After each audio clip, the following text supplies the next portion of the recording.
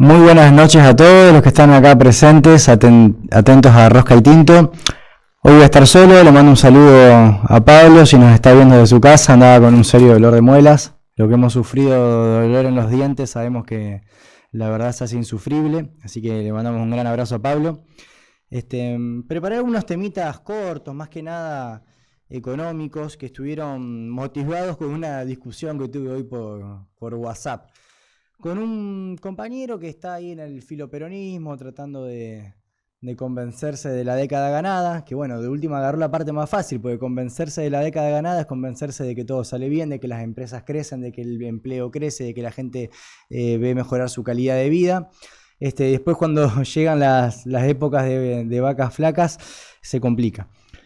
Él lo que me planteaba, y es alguien que está escuchando mucho Moreno, y acá reivindicar de nuevo el rol de Moreno como docente para la militancia, más allá de su resultado electoral o de lo que exprese políticamente, sino lo que él expresa en el marco de la docencia, es importantísimo, porque incluso esta persona no era tan llegada al peronismo, y se está haciendo peronista gracias a leerlo a Moreno. O kirchnerista, vaya a saber, digámosle como querramos.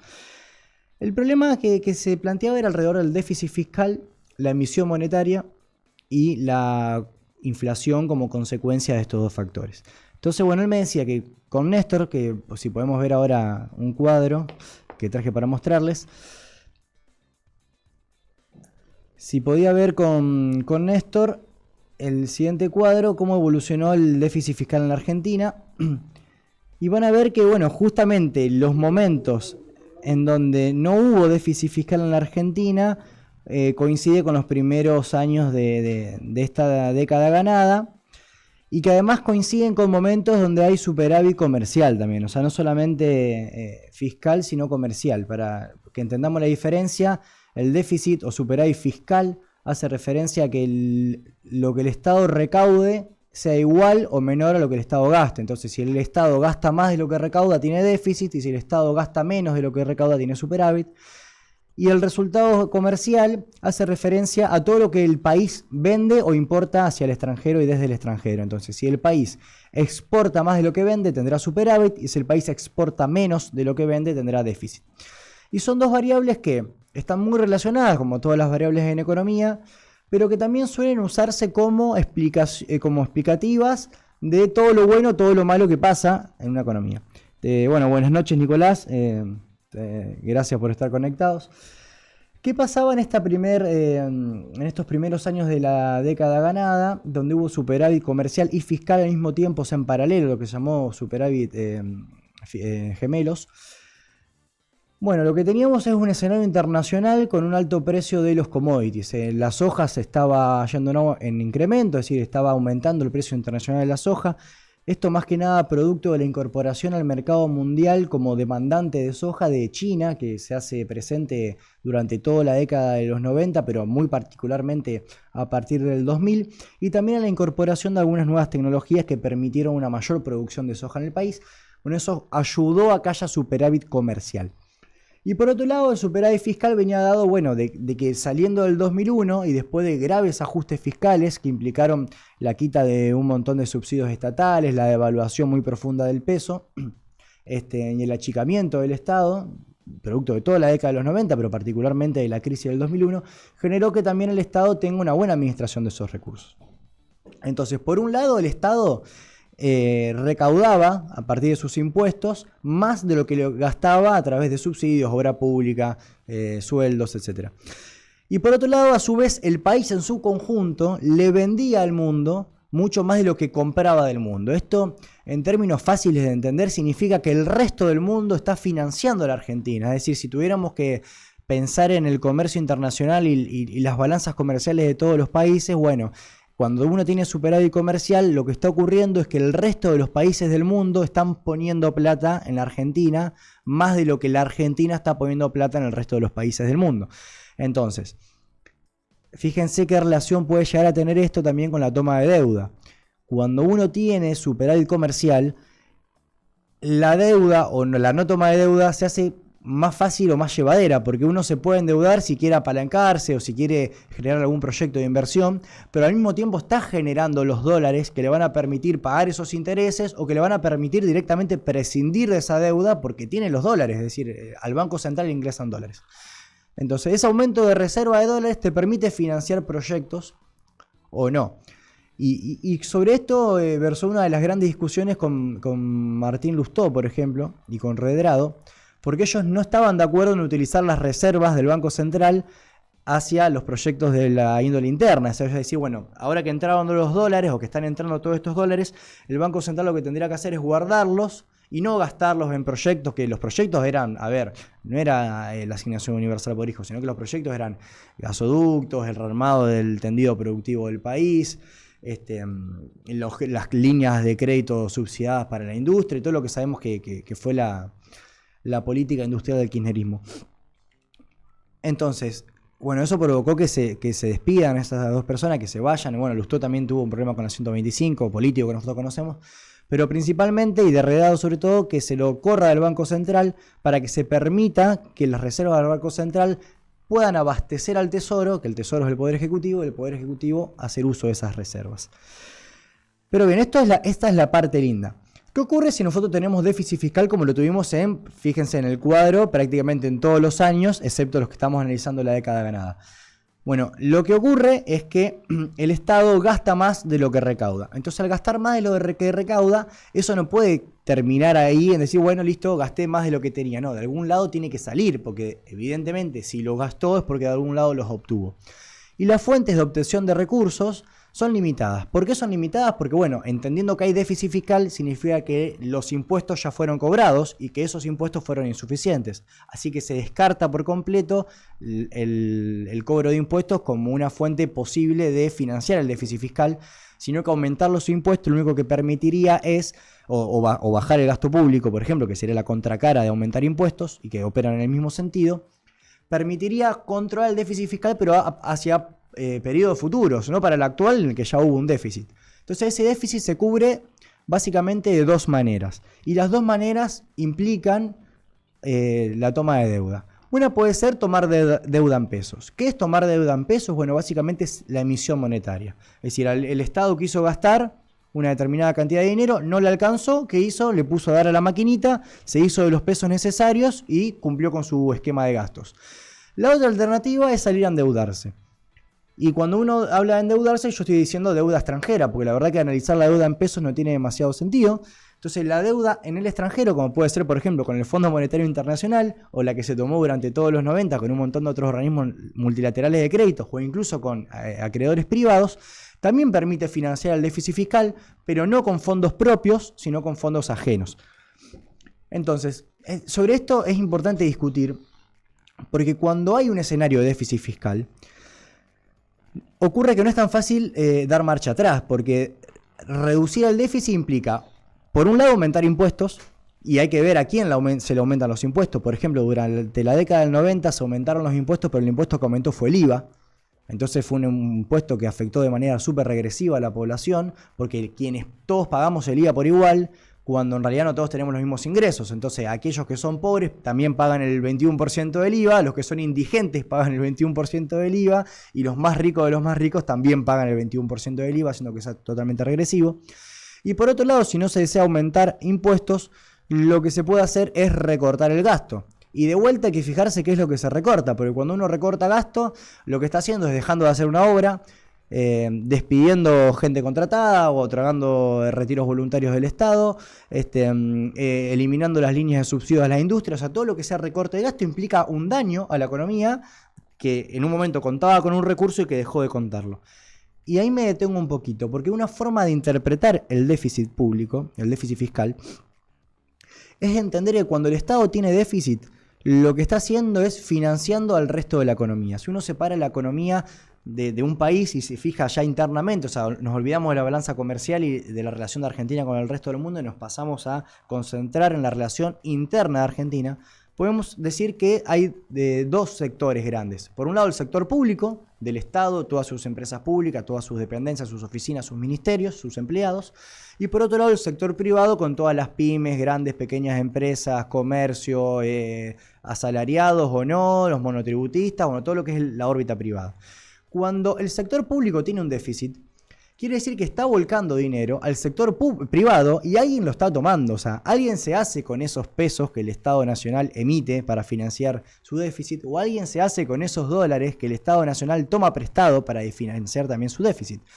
Entonces, en principio, el déficit implica una financiación del Estado que gasta dinero y alguien lo cobra en el sector privado. Hoy me decían por chat que el déficit implicaba ineficiencia. Y yo me quedo pensando, porque me decía, bueno, porque si gastás más de lo que tenés, quiere decir que tenés estructuras que son robustas y que no resuelven problemas. Y yo no sé si es tan claro que el déficit genera problemas. No voy a hacer una defensa hoy del estado de bobo que todos conocemos y que sabemos que es bastante ineficiente, que no resuelve problemas, pero no creo que la ineficiencia del Estado sea un sinónimo del déficit fiscal ni que tengan una relación entre unas y otras, sino, bueno, el Estado es ineficiente porque tiene justamente estructuras burocráticas lentas, una falta de automatización de procesos, de actualización de las matrices informática, tecnológica, o incluso desidia o alguna cuestión cultural que hace que muchas veces el empleo público esté catalogado como, bueno, ya llegué, no tengo jefe, nadie me obliga, no me pueden despedir, hago la plancha. Pero eso es del lado de la ineficiencia. Ahora, del punto del lado del déficit, a ver, el Estado puede ser tan o más ineficiente con o sin déficit fiscal, porque el déficit fiscal lo único que te está diciendo es si gastaste más o menos lo que tuviste, no si lo gastaste bien o mal. Entonces, en definitiva, primero aclarar esas cosas, porque por ahí si no se confunden, y en los medios de comunicación uno escucha cualquier barbaridad que se dice. Yo tengo la mala suerte de escuchar Radio Mitre toda la mañana porque la pone una compañera de trabajo, y me he cansado de escuchar pavadas que ya trato de directamente omitir las discusiones porque ya no tienen sentido. Pero bueno, estoy ahí sufriendo toda la mañana escuchando pavadas como por ejemplo esta, que el déficit tiene que ver con una ineficiencia, o incluso una pavada mayor que es que el déficit tiene que ver con, y directamente, con la inflación. Y ahí vamos a otro de estos mitos que a veces no son tan mitos, pero que en definitiva merecen un análisis más profundo que el simple silogismo de, bueno, si el Estado gasta más de lo que tiene, genera un déficit, ese déficit lo financia con emisión monetaria y esa emisión monetaria genera inflación. Que es una escalerita muy sencillita que viene de la mano de la teoría cuantitativa del dinero, que fue muy famosa durante los 90, pero que en realidad ya no está aplicando en prácticamente ningún país del mundo, sobre todo a partir de la crisis del 2008, que demostró que había economías que funcionaban con déficit y que no generaban inflación. Porque se entiende que la inflación, más que un fenómeno de oferta monetaria o de cantidad de oferta monetaria, o sea, de cantidad de plata que esté circulando en el bolsillo de los consumidores y de los agentes privados, tiene que ver con una estructura de precios y con una puja distributiva entre los distintos actores de la economía, es decir, cuánto va a representar, por ejemplo, un sueldo de un asalariado respecto de los servicios públicos, respecto de la ganancia empresaria, respecto de incluso la propia renta del Estado. Y ahí hay una puja distributiva que en algún momento se inicia una espiral en la que alguno de esos sectores quiere ganar más, el Estado no regula y comienza una seguidilla escalonada de, bueno, si él gana más, yo gano más, si él gana más, yo gano más, y así indefinidamente, que nos puede llevar a un contexto como el que tenemos hoy en la Argentina, pero que no necesariamente está vinculado a con que yo tenga más plata disponible en el bolsillo para gastarla. Porque es verdad, si uno tiene emisión monetaria es muy probable que haya más plata en el bolsillo de los consumidores. Pero si esa mayor cantidad de plata se refleja en una mayor producción de bienes, por ejemplo, o si esa mayor cantidad de plata en el bolsillo va acompañada de algunas medidas que contrarresten el efecto de la emisión monetaria, como puede ser, por ejemplo, la emisión de LEVAX o otras letras que por un lado, bueno, la emisión financia el déficit, pero la LEVAC lo reduce a través de la cooptación de esos ahorros del privado. Entonces, en definitiva, no está tan clara la vinculación entre la emisión y la inflación, como si, bueno, es indudable que si uno elige la deuda en pesos y elige emitir para financiar déficit, bueno, ahí hay una vinculación, pero trasladarlo directamente a la inflación no resulta tan claro. Y ahora le voy a pedir a Gonza que muestre la foto de una economista norteamericana, porque a partir de la crisis del 2008, que hizo repensar un montón la situación financiera y de la política monetaria de los países, sobre todo de Europa, esta es una economista norteamericana, Stephanie Kelton, que escribió este libro que se llama El mito del déficit y que ella trabaja muy fuertemente en Estados Unidos, tratando de vincular y de explicar esto, justamente, que hay economías que funcionan en déficit continuo, como puede ser la misma economía estadounidense o muchas de las economías europeas, incluso también en África, y que no presentan contextos de inflacionarios, o que la inflación que se verifica en esos países no tiene características ni siquiera por asomo a la que tenemos acá en la Argentina. Entonces, ¿cómo puede ser que Estados Unidos, que funciona con déficit fiscal hace por lo menos 20 años, no tenga una hiperinflación? Y acá en Argentina parece que cuando gastamos un pesito más que el año anterior, automáticamente suben los precios. Bueno, ella lo que habla es de una nueva teoría monetaria que bueno, participa en la redacción junto a otros autores de la teoría heterodoxa. Y viene a plantear justamente todo esto, que mientras se emita o mientras haya déficit y ese déficit tengan claro que se puede controlar las variables inflacionarias y que se pueden controlar, bueno, pensándolas de antemano. Es decir, yo sé que voy a emitir y sé que ese dinero va a generar una presión sobre la demanda. Bueno, ¿de qué forma puedo controlar esa presión sobre la demanda para, del mismo lado, por un lado la estoy presionando y por otro lado la estoy, ¿no es cierto?, liberando y dejando que respire? Algunas alternativas pueden ser, por ejemplo, las LEVAX, las LELIQ. Otras alternativas pueden ser un control más específico. Si el Estado emite, por ejemplo, para financiar una obra en particular, bueno, ver hacia dónde van esos recursos. Volver a la lógica de que cuando el Estado tiene un déficit, implica que está volcando recursos en la órbita privada. Bueno, hacer el seguimiento de esos recursos, ver a qué parte de la órbita privada van y a qué se van a usar esos recursos que el Estado, a través de su déficit fiscal, está volcando sobre el sector privado. Podría controlarse o amenguarse el efecto inflacionario del déficit fiscal. Entonces, en definitiva, lo que planteo es, a ver, las economías van a tener, a ver, es indudable que es mucho mejor no tener déficit, en el sentido de que si un Estado está ordenado y gasta lo que recauda, entonces tiene cuentas claras, no habría presiones sobre la demanda y todos felices y contentos. Ahora, también es sumamente lógico que un Estado en el momento determinado decida hacer impactos sobre la demanda agregada a través de, por ejemplo, la obra pública, la inversión, líneas de créditos subsidiados o políticas de empleo para salir de una crisis o para mejorar una situación o porque hacía falta hacer un gasoducto que vaya, por ejemplo, como el que hizo Perón en la década del 40, desde Comodoro Rivadavia hasta Buenos Aires, y bueno, si no era con emisión monetaria no se podía hacer, que justifican la emisión monetaria y que justifican el déficit fiscal, y que esas inversiones a largo plazo generarán nuevos rendimientos que, así como en un momento 1 generó déficit, en un momento 2 va a generar superávit.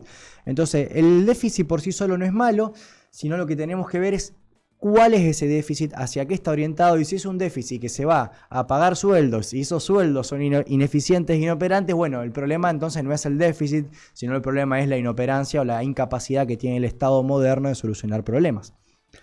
Pero sí, lo que es importantísimo destacar y que no puede pasar desapercibido porque el impacto en la economía es mucho mayor, es el de los saldos de la balanza comercial, y vuelvo a la relación entre Argentina y el mundo. ¿Por qué? Porque si Argentina le compra al mundo más de lo que le vende, Argentina lo que está haciendo es demandar constantemente un flujo de ingreso de divisas, que en este caso son dólares, y los dólares no los fabrica la Argentina. Entonces, para conseguir dólares necesitamos generar mayores exportaciones, y si las exportaciones son insuficientes, directamente no tenemos ninguna otra alternativa que no sea endeudarse o, bueno, repetir lo que se hizo en los 90, que además de que se endeudaron, vendieron los activos públicos y vendieron las empresas del Estado a cambio de dólares. Entonces, cuando uno lo que necesita es dólar y el dólar no se puede emitir, está ya de por sí atado de manos a conseguir esos dólares en el mercado internacional y atarse a las reglas del mercado internacional, cosa que no pasa con la deuda en pesos, y que hay una diferencia muy marcada entre las dos. Entonces, lograr que la Argentina tenga superávits comerciales sí tiene que ser una política pública y un desafío del Estado. Y lo otro que tenemos que pensar es que para que haya superávit comercial se puede lograr tanto aumentando las exportaciones como limitando las importaciones. Y ambas tienen sus consecuencias. Hoy decía que en los primeros años de la década ganada hubo un superávit comercial producto de que había un alto precio internacional de la soja. Que está buenísimo y está bárbaro porque Argentina produce soja. Ahora bien, nosotros realmente queremos tener un país cuyo ingreso de dólares dependa de que suba o no suba el precio de un commodity. Bueno, eso es en gran escala hay algunas diferencias, pero es un modelo bastante primarizado de la economía. Es decir, la Argentina no es hoy frente al mundo un país que exporte bienes manufacturados, sino que es un país que exporta alimentos y en alguna otra menor medida algo de combustibles. Pero estamos hablando siempre de recursos que si no son los primarios que se extraen, tienen una muy pequeña manufactura en el medio. Entonces, bueno, a ver, subir exportaciones es deseable, pero también hay que cambiar la matriz de exportaciones del país para que lo que se exporte tenga mayor valor agregado y valga más. Y eso se puede hacer de distintas maneras. Durante esa etapa de la década ganada, se favoreció sobre todo la sustitución de importaciones a través de tener un tipo de cambio alto. Bueno, recordemos que hasta el 2001 hubo la paridad cambiaria, el 1-1, y luego con una fuerte devaluación lo que pasó es que fue del 300%, porque pasó de valer 1 peso a valer 3 prácticamente. Lo que pasó fue que el dólar estaba caro, había un dólar alto. Un dólar alto complica para que nosotros compremos productos de afuera. O sea, al revés de lo que pasaba en los 90, que se llenaba de unos 2 y 3 por todos lados y cualquiera pudiera comprar artículos de goma y productos chinos prácticamente a metros de su casa. Bueno, a partir de la década siguiente, eso se hizo mucho más difícil y la propia importación se redujo por un esquema de costos, porque el dólar estaba caro. Al cerrarse o verse impedida la importación, empezó a moverse la industria local. Lo que sí es insuficiente pensar que una simple política de dólar alto puede favorecer un crecimiento industrial armónico. Lo que ocurrió es que las empresas que se beneficiaron de ese dólar alto fueron algunas industrias alimenticias, algunas extractivas de acero, litio, petróleo. Y bueno, son industrias o sectores de la industria que primero no se eslabonan tanto hacia adentro. ¿Qué quiero decir con no se elaboran? Quiero decir que no generan empleo, que no generan un aumento de la producción hacia adentro. Es decir, una minera que se establece en La Rioja para extraer mineral, sí, va a ir, va a invertir, va a haber alguna gente que se muda ahí, que empieza a trabajar, habrá algunos proveedores, por ejemplo, de materiales de construcción para construir lo que haya que construir, algo de acero, otros metales, pero es bastante reducido el eslabonamiento interno. En cambio, por ejemplo, si nosotros hablamos de otro tipo de fábricas, como por ejemplo la industria de la tecnología o lo que fue el proyecto del ARSAT, bueno, vemos que el eslabonamiento hacia adentro es mucho mejor, porque además de todos los insumos que tenemos, genera un montón de materia gris, un montón de pymes vinculadas a ese desarrollo, que cuando viene una empresa así tan grande y extractivista no necesita tanto de pymes. Entonces, bueno, habría que ir analizando las alternativas de cuáles son las industrias que queremos que se radiquen en la Argentina, queremos que sean de capitales nacionales, queremos que sean de capitales extranjeros, cómo impactan el resto de la economía que se radique o no una de estas empresas y qué tanto sirve a la balanza comercial ese impacto, cuántos dólares nos va a dejar la exportación de esos productos. O incluso la pregunta de, ¿vale la pena que exportemos, por ejemplo, gas? ¿No sería mejor que el gas quede en la Argentina para favorecer otro proceso de industrialización? Son todas preguntas que tenemos que hacernos. Y la otra pata, que es reducir importaciones, lo que estamos viendo hoy en día es que la pata está puesta sobre las importaciones. Es decir, hay uno, es más, no sé si hay alguno de los que está escuchando que se dedica a la importación de productos, pero realmente es muy difícil en la actualidad que se autoricen las importaciones de productos. Suelen caer rechazadas y básicamente sin motivo. Cuando uno reclama a aduana y pide para ver cuáles son los motivos por los cuales no se autorizó esa importación, realmente no hay respuesta. Simplemente sale un cartel que usted no está autorizado, usted no es apto y nada más. Entonces, bueno, eso lo que hace es que en realidad daña también que no haya importaciones o que las importaciones que pudieran haber no se hagan porque hay un control estatal. Lo que hace es dañar también el aumento de la producción nacional, porque muchas veces esas importaciones no son de artículos de goma, sino que son maquinaria, o que son equipos técnicos, o que son honorarios. Entonces, bueno, hay que ver también cuáles son las importaciones que dejamos entrar, cuáles no. Y para todo esto, a ver, no es un control bobo del Estado, sino que es un control inteligente del Estado, y que esto se puede planear tranquilamente junto a las pymes y los empresarios, porque son los mismos empresarios los que saben qué necesitan importar y qué no. Y si viene alguien a decirte, mira, yo quiero importar un contenedor lleno de artículos de plástico, porque son todos juguetes para mascota, y capaz que eso lo puede dejar en aduana. Ahora viene un tipo a decirte, mirá, yo quiero importar tal placa madre porque estoy desarrollando un nuevo software que hace tal cosa, y bueno, entonces a esa persona le tenés que dejar abierta la importación. Quiero mostrarle un último... ¿De esto? Es demasiado. Estoy... ¿Eh? Me flaqueó el compañero, estaba muerto del dolor de muela. Le mandamos un abrazo a Pablo. Espero no estar aburriendo. Por ahí estoy medio rápido, me doy cuenta en lo que estoy diciendo, pero espero ser lo suficientemente didáctico. Vemos entonces, Gonza, una noticia. Y acá vemos cómo el poder real que está obviamente en organismos internacionales, de los fondos BlackRock y otros fondos buitre. Bueno, acá vemos, dice, fuerte advertencia del FMI, uno de los claros poderes internacionales, a Milei por el plan de dolarizar. Dolarizar, dijo el FMI, no sustituye una política fiscal sostenible. Entonces acá, ¿por qué lo traigo? Al FMI o a los organismos internacionales de crédito o a Estados Unidos o al poder internacional, ¿le interesa que la Argentina opere internamente con dólares? No, por supuesto que no. ¿Qué le importa al poder global si en Argentina se comercia con dólares, con pesos o se hace trueque? No, lo que le importa al FMI y a esos organismos es que la Argentina tenga la plata suficiente para pagarles a ellos la deuda que ellos mismos nos dieron y a tasas que vaya a saber cómo se establecieron. O que bien, uno sabe cómo se establecieron y fueron burlando todos los estatutos de ese mismo FMI.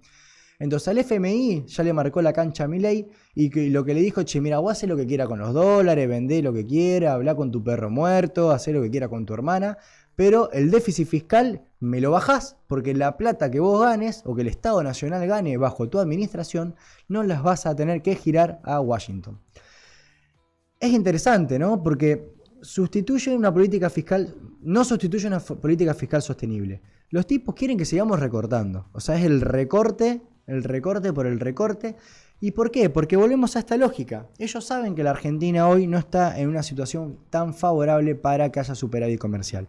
Entonces, en una Argentina que no genera dólares genuinos, o sea, que no genera dólares por la vía de la exportación, la única forma que se pague una deuda es o contrayendo deuda nueva, lo cual estaría agravando la situación financiera del país, o destinando recursos nacionales, o sea, recursos del orden privado interno de la Argentina, a pagar una deuda que es del orden externo. Es decir, que haya sería la situación ideal para el FMI sería que Argentina tenga un superávit fiscal, es decir, que Argentina le cobre impuestos a todos los argentinos, que no gaste ni un peso de esos impuestos y con todos esos impuestos que le cobró a los privados argentinos, se lo paga el FMI. Entonces, cuidado cuando a través de discursos que plantean, por ejemplo, reducir el déficit, tal vez se escondan discursos que lo que quieren hacer es usar impuestos de la gente, o sea, usar la plata, la guita de las empresas, la guita de los consumidores argentinos para pagarle a un Fondo Monetario Internacional. Situación que jamás se daría si hubiera, por ejemplo, superávit externo, o situación que nunca se da en una situación de déficit, porque bueno, si vos tenés déficit, no solo que no tenés para pagar al extranjero, sino ni siquiera tenés para pagar adentro.